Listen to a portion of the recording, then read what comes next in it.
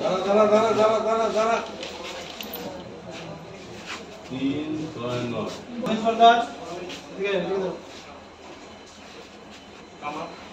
আব্দুল হানিফ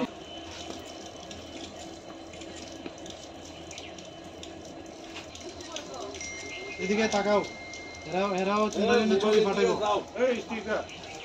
আর কাগজপত্র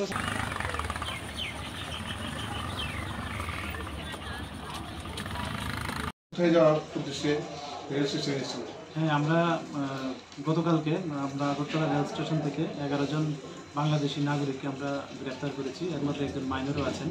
তো অ্যাকচুয়ালি তারা কোনো ভ্যালিড ডকুমেন্ট ছাড়া ওই বর্ডার ক্রস করে আমাদের আগরতলা রেল স্টেশনে চলে আসে। মানে তারা জিজ্ঞাসা করলে বলে কেউ কলকাতা, কেউ বেঙ্গালুরু, কেউ চেন্নাই যাবেন। তো এই জন্য আমরা গতকালকে আমাদের আগরতলা জিআরপি থানাতে তাদের বিরুদ্ধে একটা মামলা নিয়েছি। আমাদের যে 1 জুলাই থেকে বিএনএস যারা চালু হয়েছে ওই সব কিছু নিয়ে।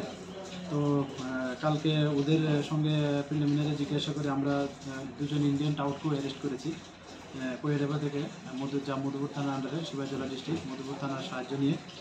তো আজকে আমরা তাদের মহামান্য আদালতে প্রেরণ করছি উইথ পুলিশ রিমান্ড চেয়েছি।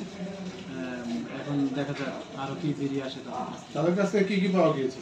তাদের কাছ থেকে অ্যাকচুয়ালি তাদের সবারই স্মার্ট মোবাইল ফোন আছে এবং কিছু বাংলাদেশি ডকুমেন্ট পাওয়া যায় এবং ইন্ডিয়ান কারেন্সিও পাওয়া যায় তাদের কাছে। গত সময়ে যে বাংলাদেশের লোককে আটক করা হয়েছে তাদের সাথে কোনো যুক্ত রয়েছে? তারা তো এখনো বলছে না, তবে আমাদের আমরা এই বিষয়টাও দেখছি, যার জন্য আমরা পুলিশ রিমান্ডও চেয়েছি মহামান্য আদালতের কাছে। দেখি আমরা নিশ্চয়ই কিছু না কিছু বেরিয়ে আসবে। এই সপ্তাহে মোট কতজনকে আটক করা হয়েছে? এই সপ্তাহ তো এটা আপনারা দেখতে পাচ্ছেন, আমরা 3 দিনে প্রায় 11 জন করে প্রায় 3 11 33 3 দিনই হয়ে যায়। তো সংখ্যাটা আরও অবশ্যই বাড়বে।